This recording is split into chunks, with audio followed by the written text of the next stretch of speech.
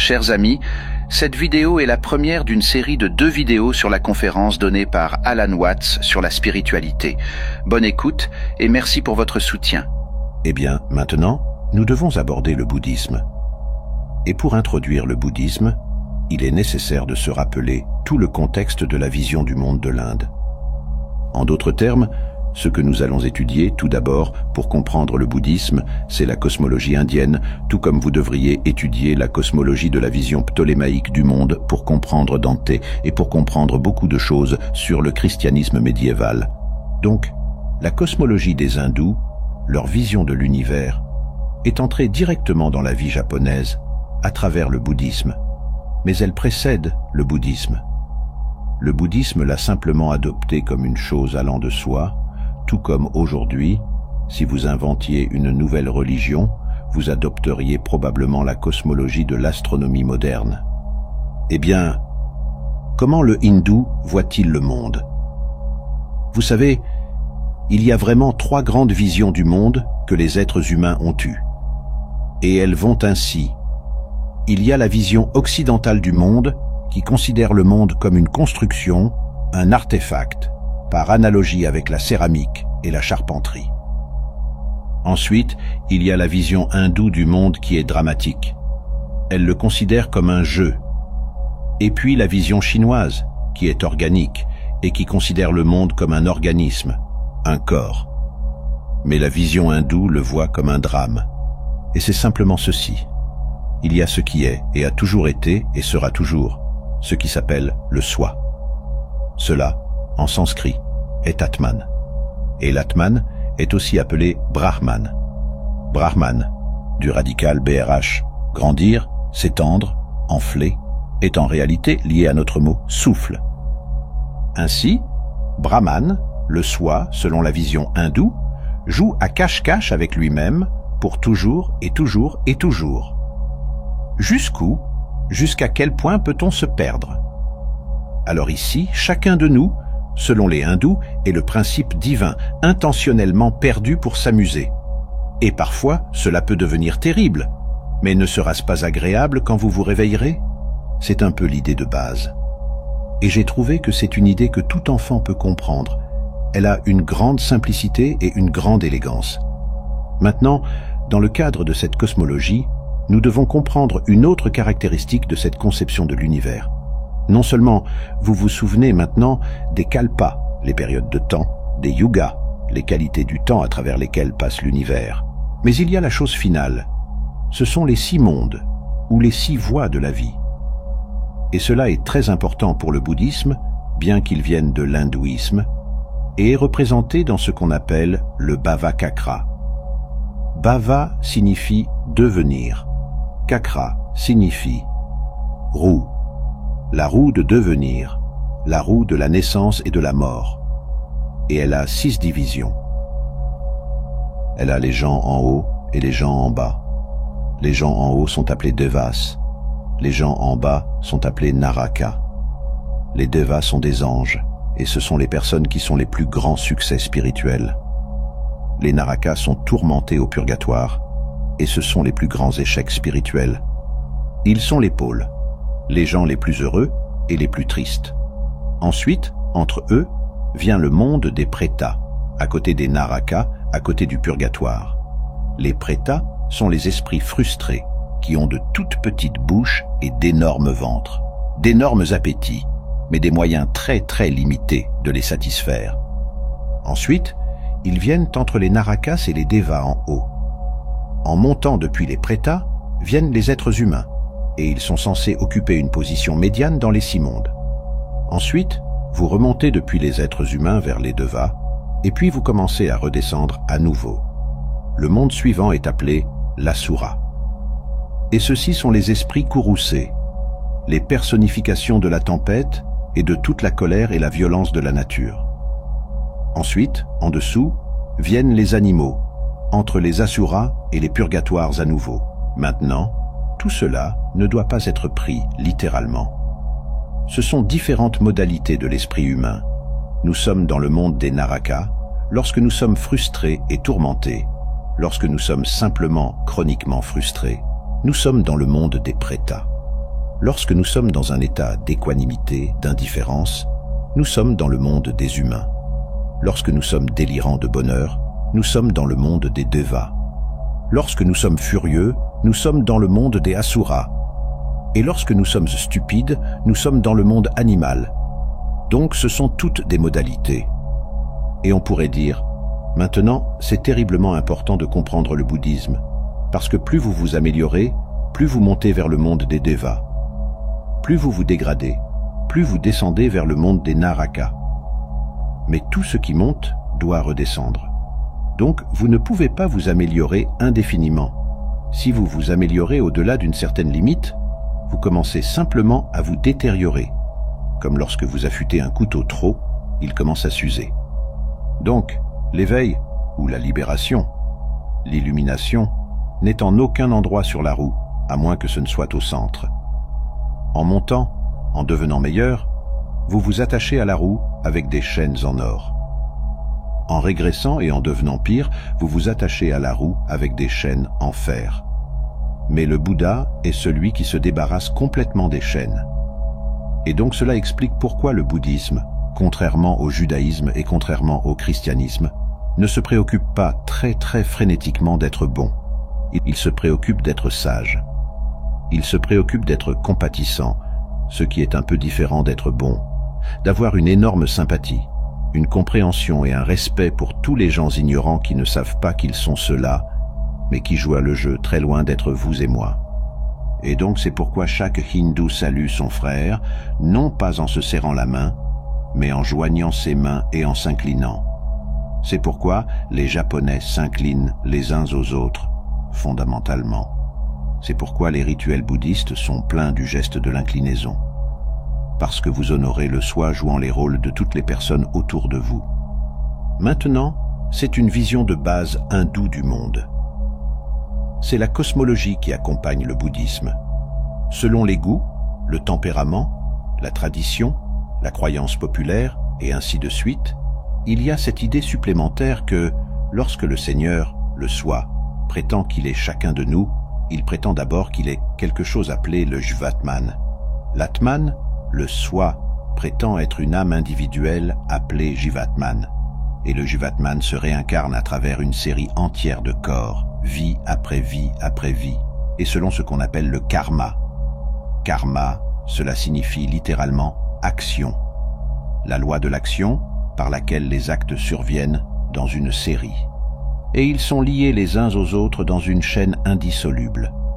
Ainsi le karma de chacun est le parcours de vie qu'il travaillera peut-être à travers d'innombrables vies. Je ne vais pas entrer dans les détails, car de nombreux bouddhistes n'y croient pas. Vous constaterez que les adeptes du zen, par exemple, sont assez divisés à ce sujet.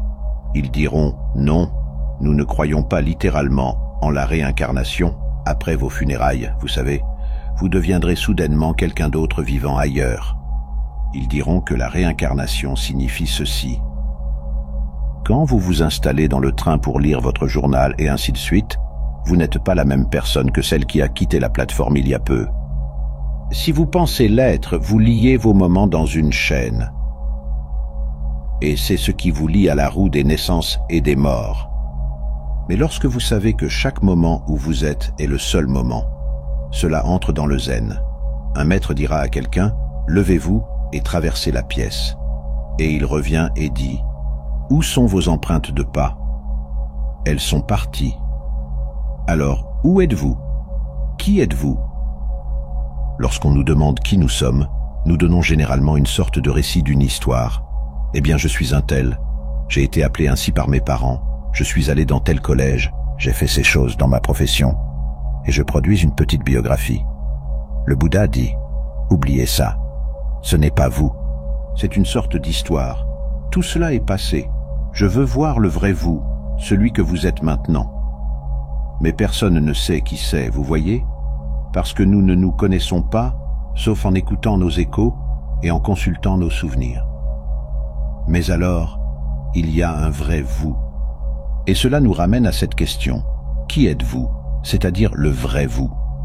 Nous verrons comment il joue avec ça dans le zen à travers les koans pour vous faire sortir de votre coquille et découvrir qui vous êtes vraiment.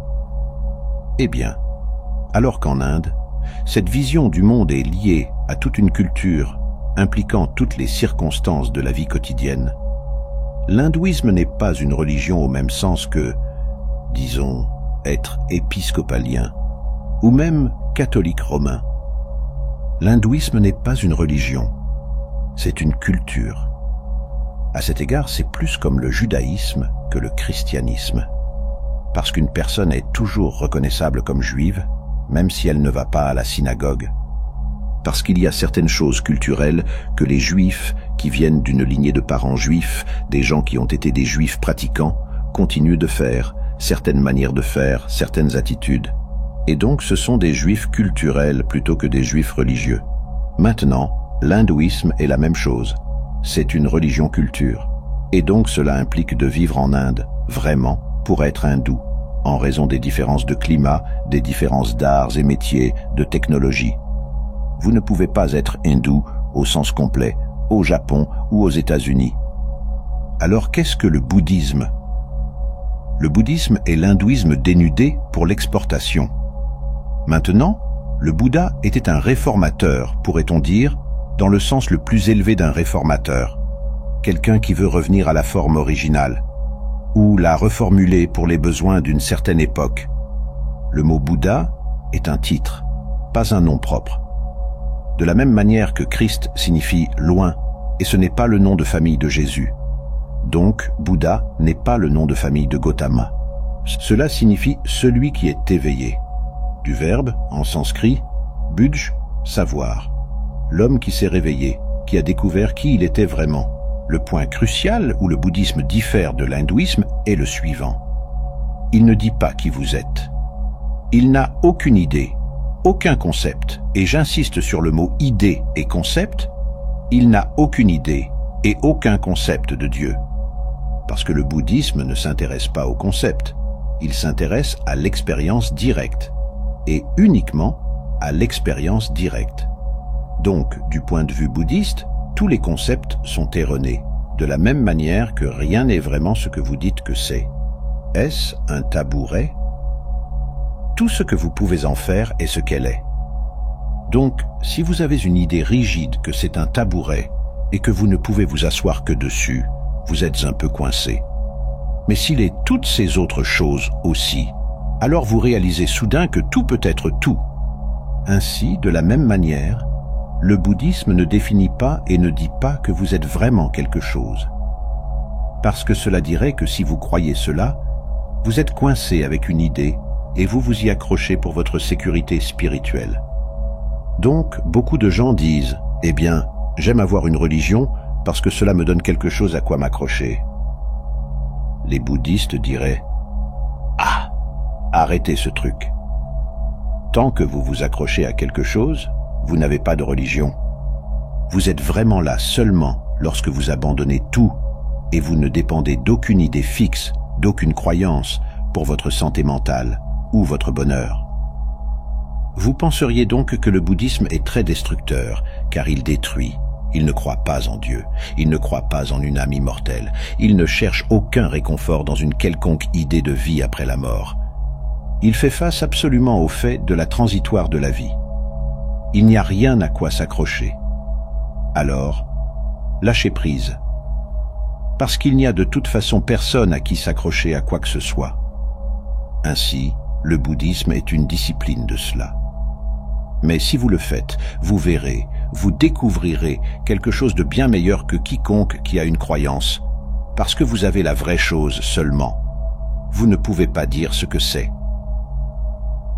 On dit dans le zen que si vous êtes illuminé dans le bouddhisme, vous êtes comme un homme muet qui a fait un rêve merveilleux. C'est-à-dire, lorsque vous avez fait un rêve merveilleux, vous voulez le raconter à tout le monde. Mais vous ne pouvez pas. Vous êtes muet, voyez-vous, si vous ne pouvez pas parler. Donc la vraie chose dans le bouddhisme, qu'ils appellent nirvana, qui est un peu l'équivalent de moksha, nirvana signifie s'éteindre. Pfiou! Vous savez, le soupir de soulagement. Parce que si vous retenez votre souffle, vous le perdez. Vous vous retenez vous-même, vous vous retenez à la vie ou à la respiration. C'est l'esprit. Vous vous retenez à Dieu, rocher des âges, fendu pour moi. Laissez-moi m'accrocher à toi. Tout est mort.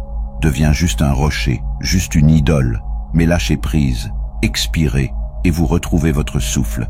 C'est Nirvana. Ainsi l'idée bouddhiste est dans la doctrine le plus haut négativisme.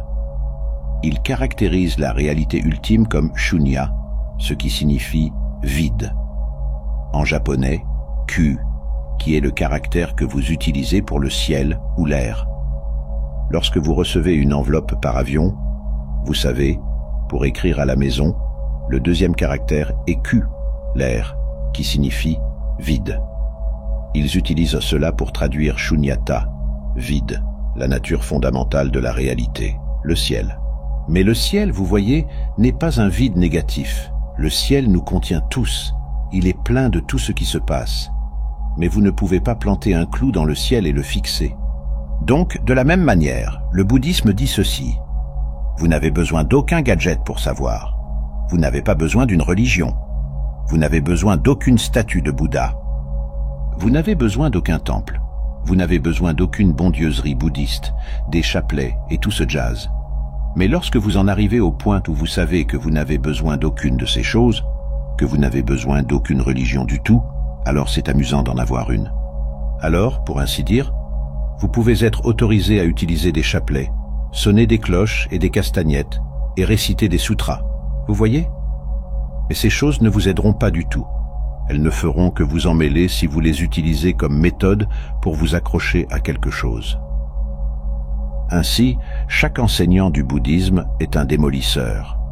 Mais il le fait non pas pour être un malin et montrer à quel point il est intelligent, mais par compassion.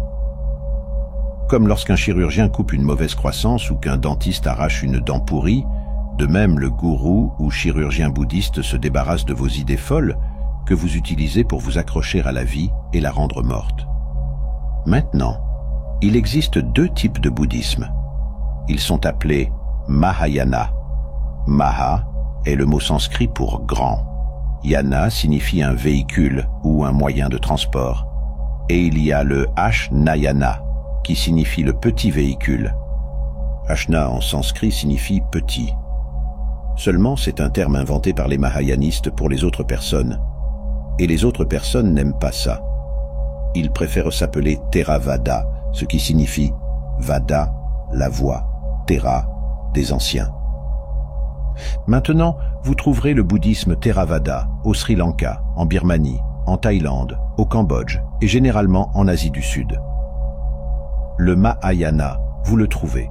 Il a son origine au Népal, dans le nord de l'Inde, et vous le trouvez au Tibet, en Chine, en Mongolie, au Japon, et dans une certaine mesure en Indonésie. Le Mahayana est ce que nous trouvons ici. Toutes les sectes du bouddhisme japonais sont du Mahayana. Maintenant, quelle est la grande différence entre ces deux écoles? Le Theravada est très strict.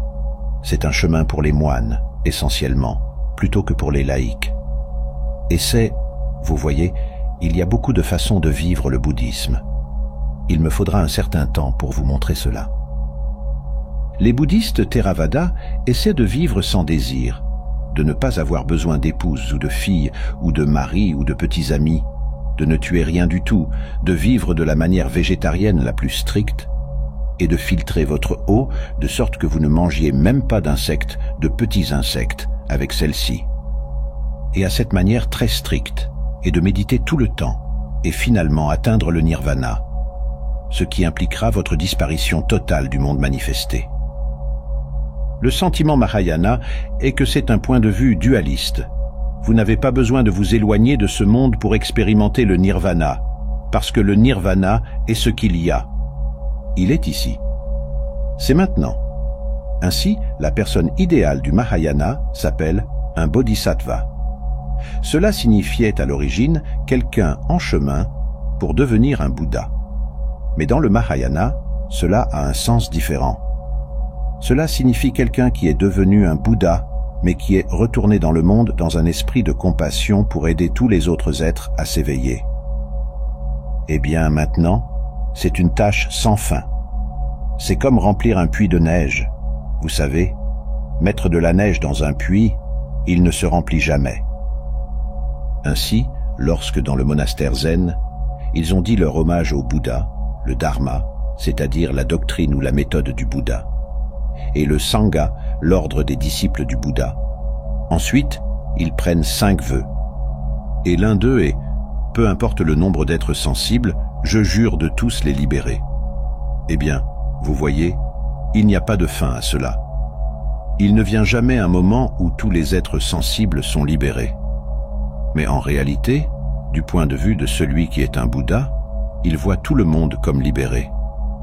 En d'autres termes, si je devais être un Bouddha, je ne dirais pas « Maintenant regardez, tout le monde, je suis un Bouddha, et je suis plus expérimenté que vous, et je sais plus que vous, et vous me devez du respect pour cela. » D'un autre côté, je verrai que vous êtes tous exactement là où vous êtes, vous tous des Bouddhas.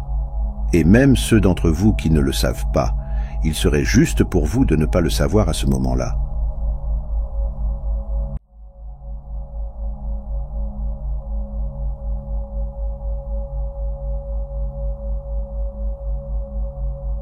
Les 4 nobles vérités sont le fondement de l'enseignement du Bouddha.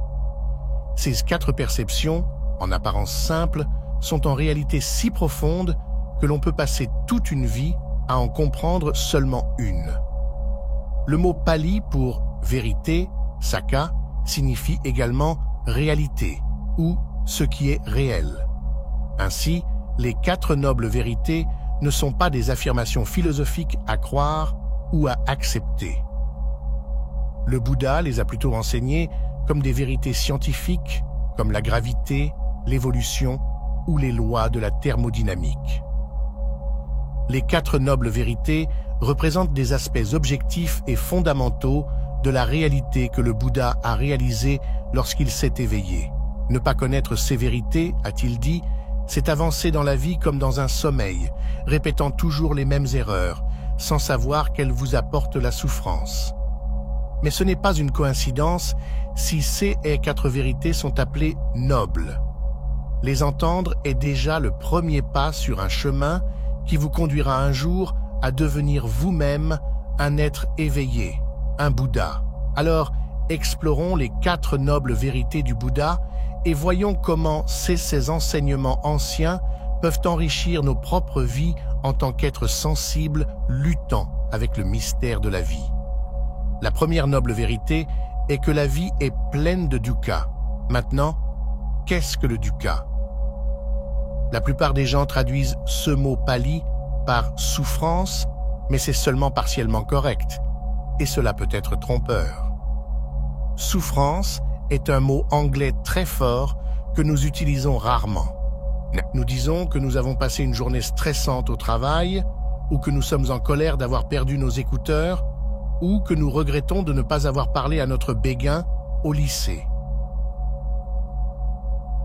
La vie est pleine de telles expériences désagréables, mais les appeler souffrance est un peu exagéré. Le Bouddha a voulu dire de telles choses avec dukkha, mais il a également voulu dire tellement plus. Par exemple, perdre ses clés est dukkha, mais perdre un être cher est dukkha. Regretter son choix pour le déjeuner est dukkha, mais regretter 30 ans de mauvais mariage est également dukkha. Se cogner l'orteil est dukkha, et avoir un traumatisme à vie aussi est dukkha. Le point est que le dukkha peut être traduit par souffrance, mais aussi par insatisfaction, inconfort, stress ou désagrément. Toutes ces choses sont dukkha, mais le dukkha n'est aucune d'elles. Dukkha est un mot bien plus profond que toute traduction anglaise ne peut le suggérer. C'est un mot utilisé dans le bouddhisme pour désigner une réalité profonde de la vie, à savoir que nous n'obtenons jamais vraiment ce que nous voulons. Et même si nous obtenons ce que nous voulons, nous finissons toujours par le perdre un jour. C'est la première noble vérité du bouddhisme. Mais ce ne sont pas seulement les choses désagréables qui sont dukkha. Le Bouddha dit à ses disciples que même le plaisir matériel et spirituel est dukkha. Le plaisir que vous ressentez pendant un orgasme est dukkha. Le bonheur de voir naître votre enfant est dukkha. Même le plaisir d'apprendre les enseignements du Bouddha est dukkha. Pourquoi? Parce que rien de tout cela ne dure jamais. Pensez-y. Quel que soit le bonheur et le plaisir que vous atteignez dans la vie, que ce soit matériel ou spirituel, cela finira un jour par disparaître. Et quand cela disparaîtra, cela vous laissera avec la douleur d'être séparé de lui. Ainsi, tout le bonheur et le plaisir que vous trouverez dans ce monde contiennent en eux la graine du dukkha. Et vous ferez l'expérience de ce dukkha, si ce n'est pas maintenant, alors plus tard. Ce n'est pas une opinion, mais une réalité de la vie. Vous voyez, la première noble vérité du bouddhisme est bien plus profonde et sombre que ce que la plupart des gens réalisent. Elle dit non seulement qu'il y a de l'insatisfaction dans la vie, elle dit que même ce que nous croyons être le bonheur n'est qu'une forme différée d'insatisfaction. Le plaisir n'est que le masque de la douleur. La réalisation n'est que le masque de la déception. Le bonheur n'est que le masque du dukkha. Je dirais aussi qu'il y a une certaine vertu à se concentrer sur le côté sombre de la vie.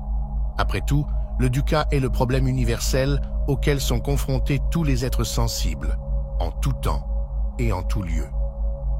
Dans son excellent livre « Ceux que le Bouddha a enseignés », Walpola Tero écrit « Un médecin peut exagérer gravement une maladie et abandonner tout espoir. Un autre peut déclarer ignoramment qu'il n'y a pas de maladie et qu'aucun traitement n'est nécessaire, trompant ainsi le patient avec une fausse consolation. Vous pouvez appeler le premier pessimiste et le second optimiste. Les deux sont également dangereux. Mais un troisième médecin diagnostique correctement les symptômes, comprend la cause et la nature de la maladie, voit clairement qu'elle peut être guérie et administre courageusement un traitement, sauvant ainsi son patient. Le Bouddha est comme le dernier médecin. Mais que fit le Bouddha après avoir découvert que l'existence est pleine de dukkha? Sûrement, un esprit moindre se serait effondré ici dans le nihilisme. Après tout, si partout où vous vous tournez, il n'y a que du dukkha et encore du dukkha, à quoi bon quoi que ce soit? Un nihiliste occidental recommanderait ici de se suicider. Mais même cela n'est pas une issue pour le Bouddha. Le Bouddha était, après tout, certain de la réalité de la renaissance et de la loi du karma. Se donner la mort, comme acte de violence, ne ferait qu'aggraver votre situation dans une vie ultérieure où le dukkha est encore plus intense. Donc, pris dans ce labyrinthe sans fin du dukkha, que pouvait faire le Bouddha pour améliorer sa situation? Eh bien, il a fait ce qu'il nous conseille à tous de faire. Il a dirigé son esprit entraîné uniquement vers le dukkha. Il a regardé, et il a regardé en profondeur. Et là, en plein milieu du dukkha, il a découvert la deuxième noble vérité, la soif. La deuxième noble vérité est que la cause et l'origine du dukkha est la soif. Vous voyez, le mot sanskrit pour soif est trasna. Et ce n'est pas une coïncidence si les deux mots se ressemblent tant. Soif dérive en fait de trasna et les deux signifient la même chose. Alors, que voulait dire le Bouddha par soif et pourquoi l'a-t-il vu comme la cause du dukkha? Eh bien, pensez à toutes les mauvaises expériences que vous avez jamais eues, peu importe leur ampleur. Une rupture, un accident de voiture, un examen raté, un enterrement. Peu importe à quel point ils sont différents, ils ont tous une chose en commun. C'est, dans chaque séance, vous vouliez que votre expérience soit différente de ce qu'elle était réellement. C'est la soif, le désir fondamental pour la réalité d'être différente de ce qu'elle estimait. Maintenant, prêtez attention. Ce n'est pas la soif des mauvaises choses, mais la soif elle-même qui crée le dukkha. Un moine a soif de l'illumination, un amoureux de son bien-aimé, une femme a soif d'un enfant, un trader de Wall Street d'un plus gros chèque de paix. Un homme a soif par amour, un autre par haine. Les détails n'ont pas d'importance. La soif est toujours à l'origine du dukkha. Tout ce que nous désirons nous apporte le dukkha parce que nous ne l'avons pas. Même si nous obtenons ce que nous voulons, ce n'est jamais aussi bon que nous l'avions imaginé. Même si ce que nous atteignons est aussi bon que nous l'avions imaginé, même s'il est meilleur, cela ne dure jamais. Les chemins du désir sont nombreux et sinueux, mais ils mènent tous aux portes du dukkha. et cela empire encore. La soif est une addiction. Lorsque nos désirs nous apportent de la insatisfaction, nous n'y renonçons pas. Au contraire, nous avons l'impression que seul le désir et l'obtention d'autres choses peuvent nous apporter un bonheur durable. Bien sûr, cela ne se produit jamais. Chaque désir vient avec la promesse d'une vie meilleure. Mais le désir est comme le monstre mythique Hydra. Coupez-lui une tête et 2 autres repoussent à sa place. Chaque désir est le combustible pour encore plus de désirs jusqu'à ce que nous soyons tous enflammés dans le feu du dukkha. Dans le sermon du feu, le Bouddha dit à ses disciples « Tout brûle, moine, tout brûle ». Maintenant, le Bouddha distingue certains désirs comme meilleurs que d'autres. Par exemple, le désir de devenir une personne meilleure, plus responsable et plus productif est moins nuisible que le désir d'alcool. Mais au fur et à mesure que l'on avance sur le chemin de l'éveil, il faut apprendre à se détacher même de ses ambitions spirituelles. La chose étonnante est que le Bouddha a conçu son enseignement de telle manière qu'on doit tout apprendre à travers une pratique difficile et longue. Et ensuite, on doit s'en détacher entièrement. Le Bouddha exprime cela dans sa célèbre métaphore du radeau. Il décrit son enseignement comme un radeau que vous utilisez pour traverser une rivière dangereuse. Mais que devez-vous faire une fois que vous avez atteint en toute sécurité l'autre rive? Emmenez-vous le radeau avec vous et le portez-vous partout? Bien sûr que non. Cela ne ferait que vous compliquer davantage la tâche pour aller plus loin. Il en va de même avec le Dhamma, l'enseignement du Bouddha éveillé. Au début, vous devez déployer de grands efforts pour l'apprendre et il vous épargnera beaucoup de souffrances. Mais une fois que vous êtes suffisamment avancé, il ne fera que freiner votre progression de rester attaché aux enseignements, aux concepts et aux pratiques, même ceux enseignés par le Bouddha. Une critique fréquente de la doctrine bouddhiste est la suivante. Si le désir est si mauvais pour vous, pourquoi les bouddhistes vous disent-ils que le nirvana est si désirable? Cette question pourrait sembler indiquer une erreur dans l'enseignement du Bouddha, mais c'est la question elle-même qui est erroneusement posée. C'est comme demander « Quand un feu s'éteint, où va-t-il » C'est une question invalide. Elle utilise des mots de manière absurde qui semblent avoir du sens si l'on ne connaît pas leur véritable signification. Si l'on sait ce que signifie s'éteindre pour un feu, on ne demanderait pas où est allé le feu. De même, si l'on a une idée de ce qu'est le nirvana, on ne dirait pas que c'est un objet de désir. Mais qu'est-ce que le nirvana? Et s'il est le point culminant de la pratique bouddhiste, comment ne peut-il pas être un objet de désir? Pour répondre à cela, nous devons examiner la 3e noble vérité que le Bouddha a découverte. Si la première noble vérité nous donne le symptôme, le dukkha, la 2e noble vérité nous donne la maladie dont tous les hommes souffrent, la soif. Les 2 autres vérités nous diront ensuite la possibilité de nous guérir et ce qu'est le remède. En effet, la 3e noble vérité est l'une des revendications les plus extraordinaires et les plus affirmatives de la vie jamais formulée. C'est l'affirmation qu'il est possible pour un être humain de mettre fin complètement et pour toujours au dukkha. La 3e noble vérité vient de l'expérience directe du Bouddha après son éveil sous l'arbre de la Bodhi. Là, il découvrit une réalité exempte de toute soif et de tout dukkha. Ce n'était pas un concept ou une idée abstraite. C'était, en fait, quelque chose d'encore plus réel que ce que nous avons l'habitude d'appeler réel dans notre vie quotidienne. Le Bouddha découvrit une réalité parfaite qui est toujours et partout présente si nous avons les yeux pour la voir. Il l'appela nirvana. Le nirvana n'est pas seulement difficile mais impossible à expliquer en mots. Nous avons créé des mots pour parler du monde illusoire que nous expérimentons avec nos sens. Mais le nirvana est ce qui est en dessous de toutes les apparences.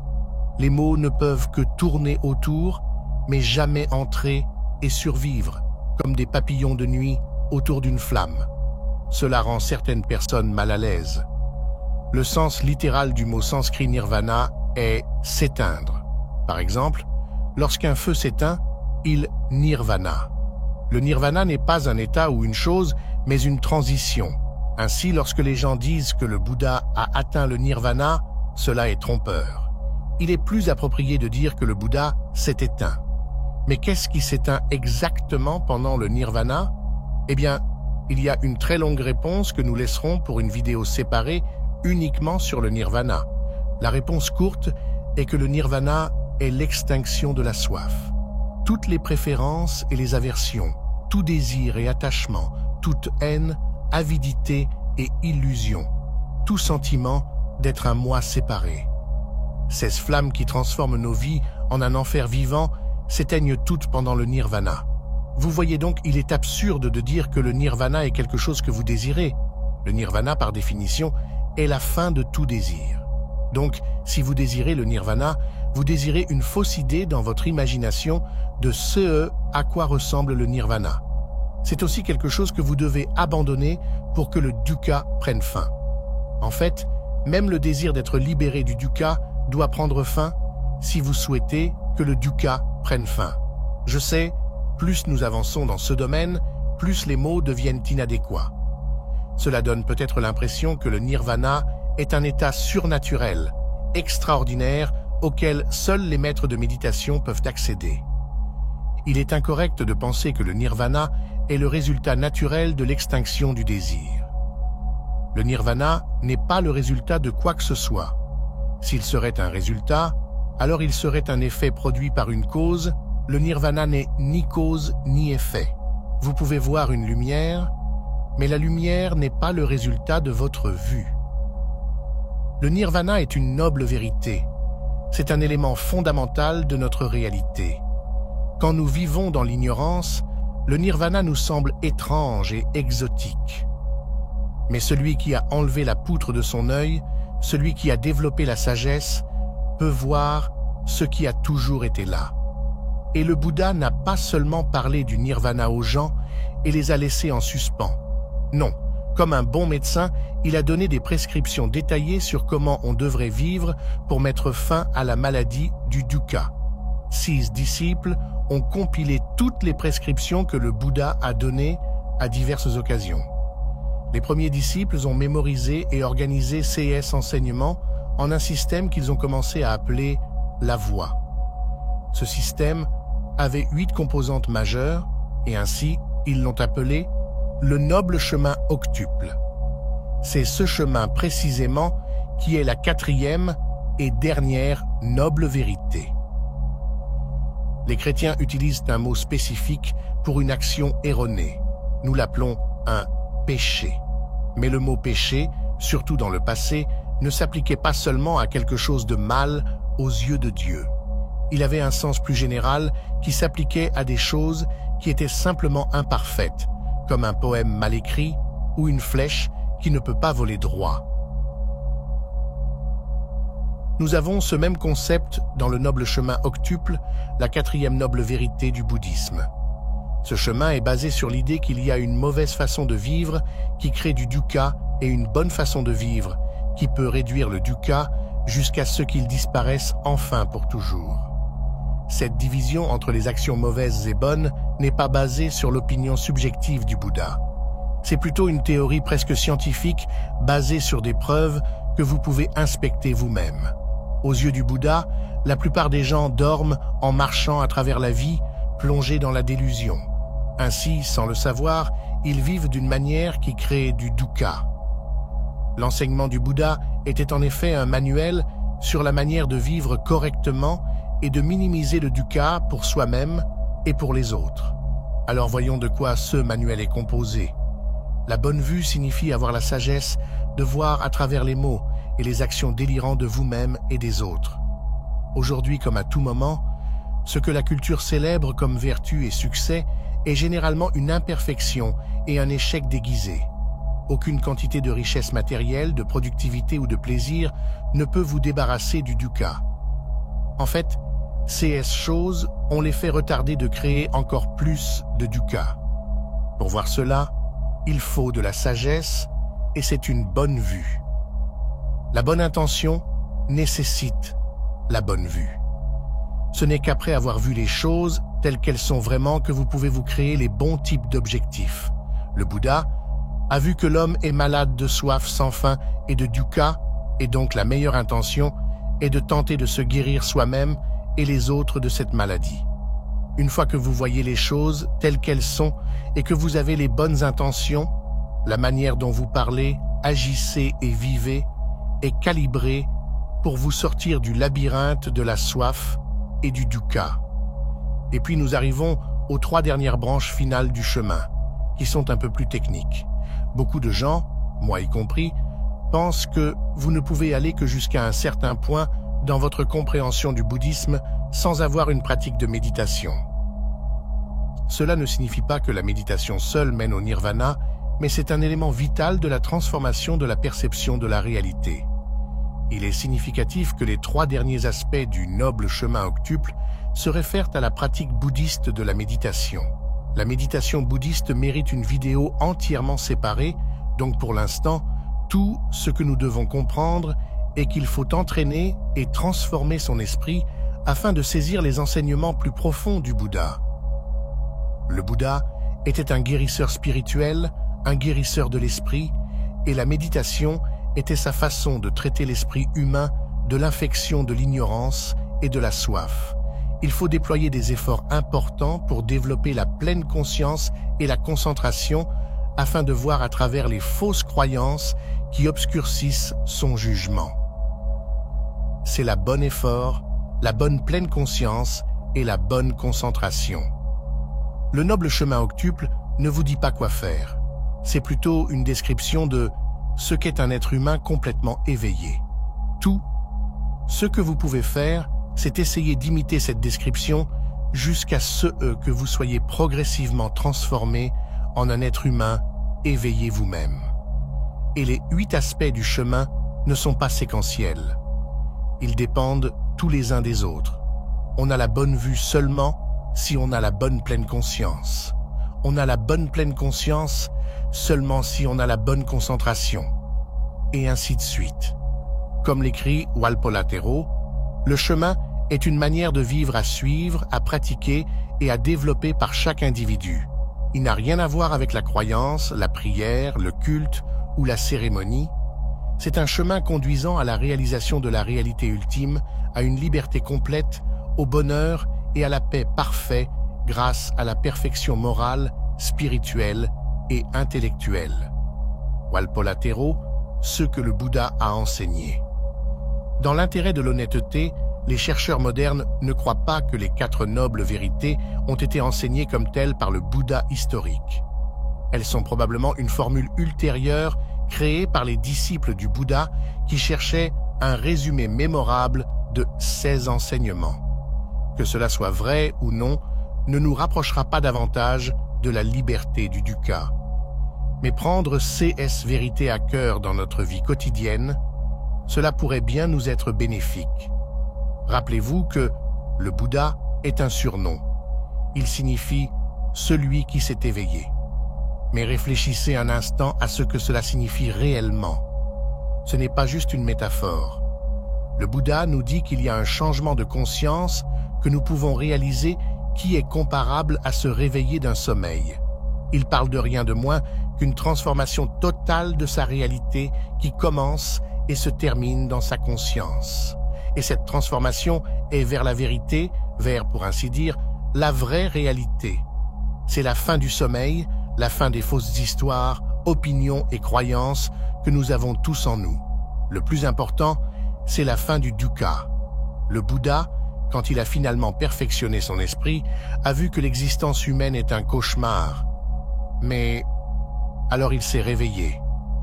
Ses enseignements depuis ce jour-là, ces 4 nobles vérités, sont comme des mots qu'il nous murmure à l'oreille, essayant de nous réveiller aussi.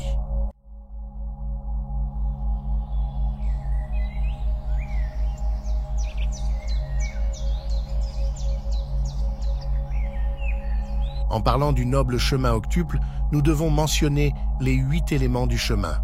Le premier élément dont nous avons parlé ce matin est la vue juste. La vue juste est le type de vue qui est libre de toutes les vues erronées, nées de notions comme l'être, le non-être, la naissance et la mort, l'aller, le venir, la similitude et l'altérité, et ainsi de suite. La vue juste est une sorte de perspicacité qui nous aide à nous libérer de toutes sortes de discriminations, de dualisme. Vous n'êtes plus pris entre la gauche et la droite, le haut et le bas, le blanc et le noir, l'intérieur et l'extérieur, le créateur et la créature, et ainsi de suite.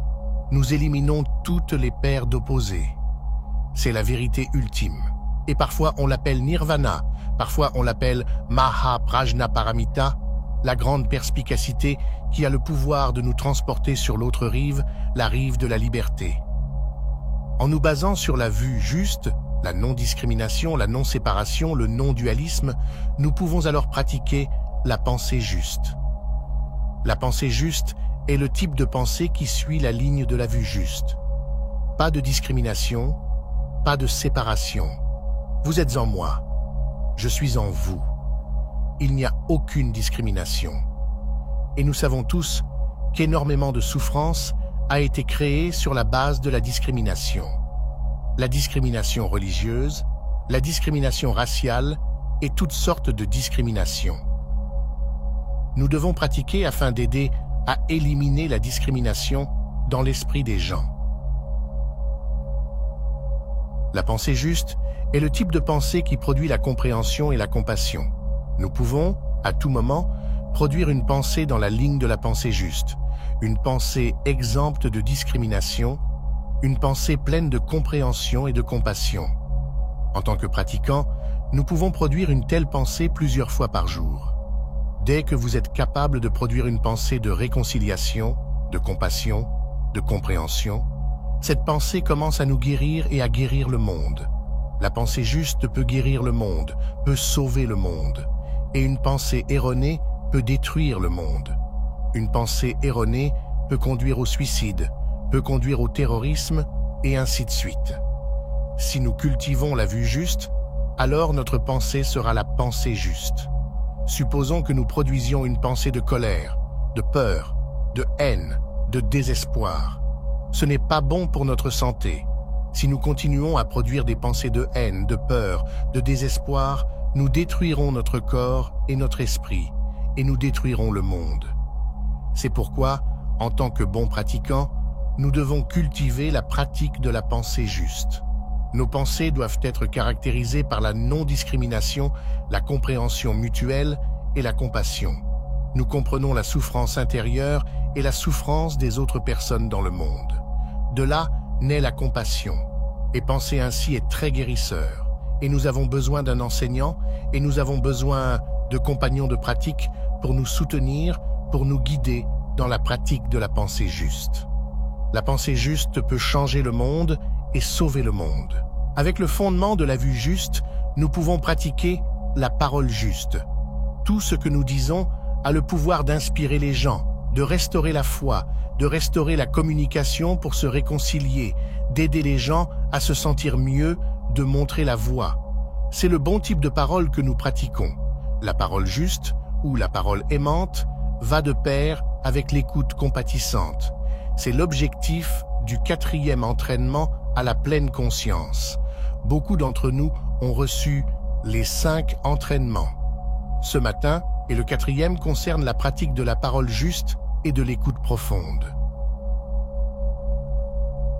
La pratique de la parole juste et de l'écoute profonde nous aide à rétablir la communication et à nous réconcilier. Quelques jours de pratique peuvent déjà aider.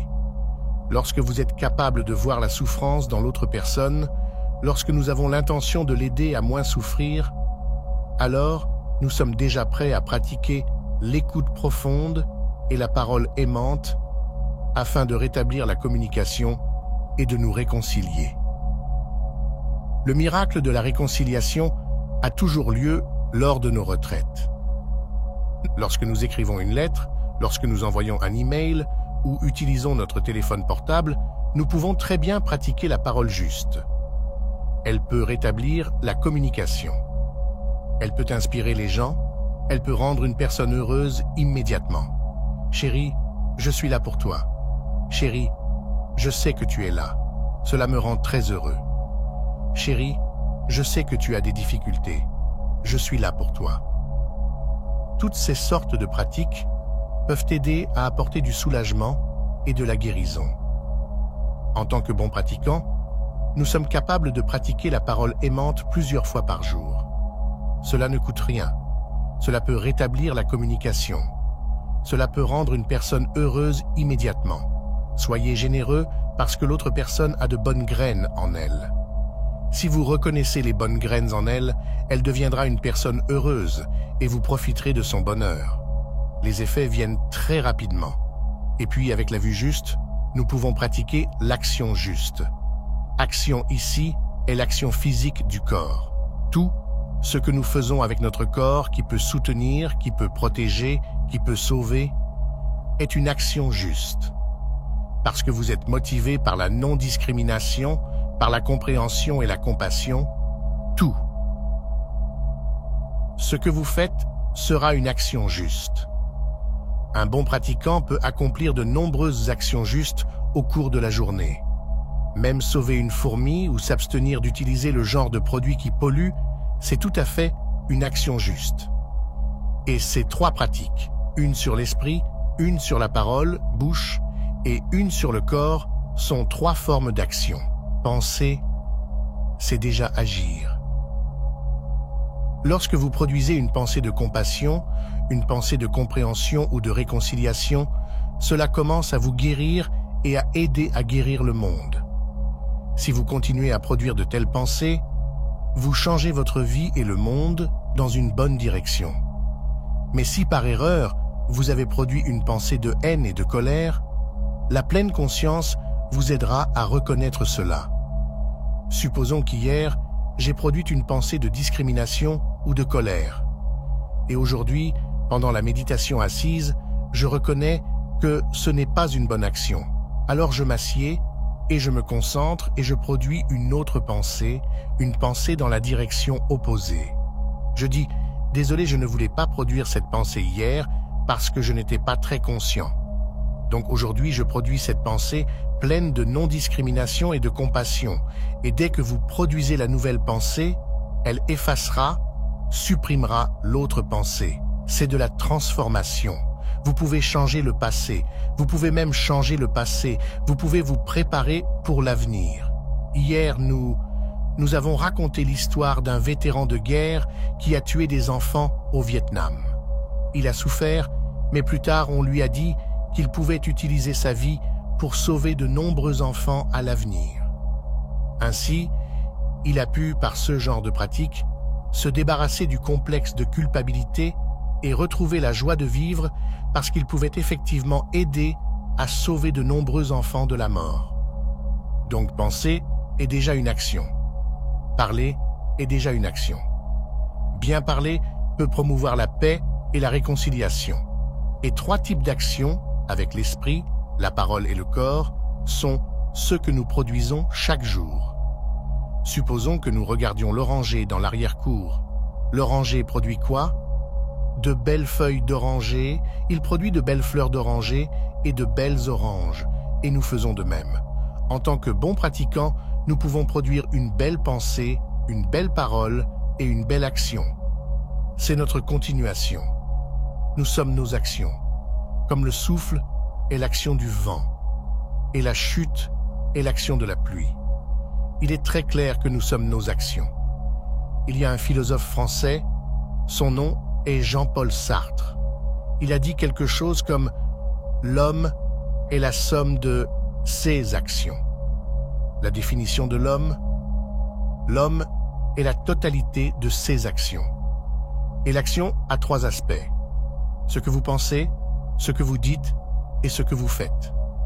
Le mot sanskrit pour action est karma. Quand vous produisez une action, c'est votre continuation. Lorsque ce corps se désintègre, vous continuez toujours avec vos actions. Rien ne se perd. Nous avons appris la loi de conservation de la matière. Vous savez que vous ne pouvez pas créer de nouvelles matières. vous ne pouvez pas détruire la matière.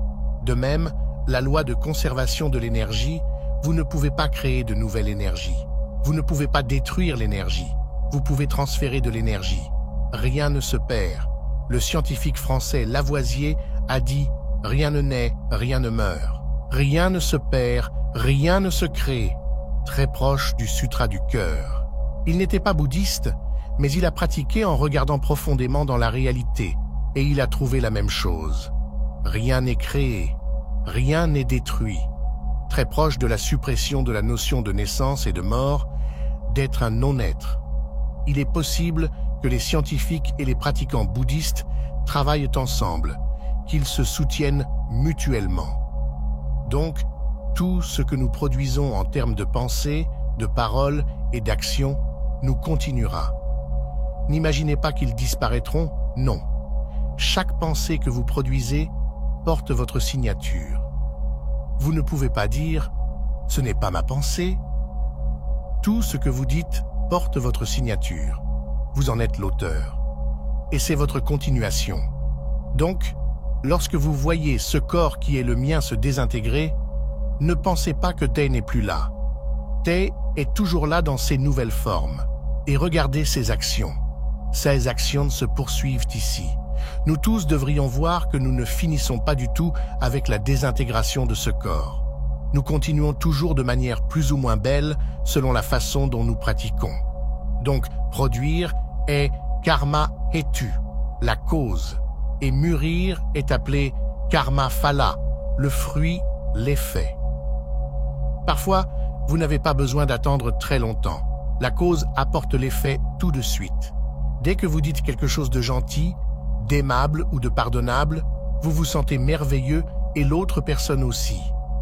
La cause et l'effet peuvent aller ensemble très rapidement. Croire qu'un nuage peut mourir ou qu'un nuage peut passer de l'être au non-être n'est pas la vérité. Ce n'est pas scientifique non plus. Croire que nous allons mourir et ne devenir personne est aussi une pensée erronée, une vue erronée. Nous continuons toujours, et avec la pratique, il est possible de continuer magnifiquement. Et mes amis, si vous pouvez garder votre bodhicitta, votre esprit de débutant en vie, vous rendrez sûrement votre avenir beaucoup plus beau pour vous et pour les autres. Et puis, nous avons les moyens d'existence justes. Choisissez un type de moyen d'existence qui va de pair avec la perspicacité de la non-discrimination, de la compréhension et de la compassion. Et puis nous avons l'élément de la diligence juste. Nous avons déjà appris cela. La pratique de l'arrosage sélectif des graines. En gratitude, vous avez arrosé la bonne graine d'amour en moi. En gratitude, j'arroserai aussi la graine d'amour, de compréhension et de bonheur chez quelqu'un. Nous nous soutenons mutuellement dans notre relation et nous nous abstenons d'arroser les graines négatives. Nous nous souvenons d'arroser nos fleurs chaque jour, et il n'en reste plus que 2. La pleine conscience juste et la concentration juste. Nous savons que la pleine conscience est l'énergie qui nous aide à rentrer chez nous, ici et maintenant, et à vivre profondément notre vie. La concentration juste nous aide à nous concentrer et à faire une percée pour obtenir la vue juste, qui est le fondement de la pensée juste, de la parole juste et de l'action juste. C'est le chemin proposé par le Bouddha, non seulement pour les moines et les nonnes, mais pour chacun d'entre nous. Et les 5 entraînements à la pleine conscience reflètent l'enseignement des 4 nobles vérités et aussi l'enseignement du noble chemin octuple. Je voudrais prendre un moment pour exprimer du fond du cœur ma sincère gratitude à chacun d'entre vous. Le fait que vous soyez ici sur ma chaîne et que vous consacriez un peu de votre précieux temps à regarder mes vidéos a une valeur qui transcende les simples chiffres. Chaque j'aime, chaque commentaire que vous laissez et chaque nouvel abonnement sont comme des rayons de soleil qui illuminent ma journée. C'est merveilleux de voir cette communauté grandir jour après jour, de lire vos opinions et de savoir que vous faites écho à ceux que je partage dans mes vidéos. Votre soutien est un cadeau inestimable qui me motive à toujours donner le meilleur de moi-même et à créer du contenu qui vous inspirera, vous informera et vous divertira. C'est vous qui donnez un sens à tout cela et qui rendez cette aventure si spéciale.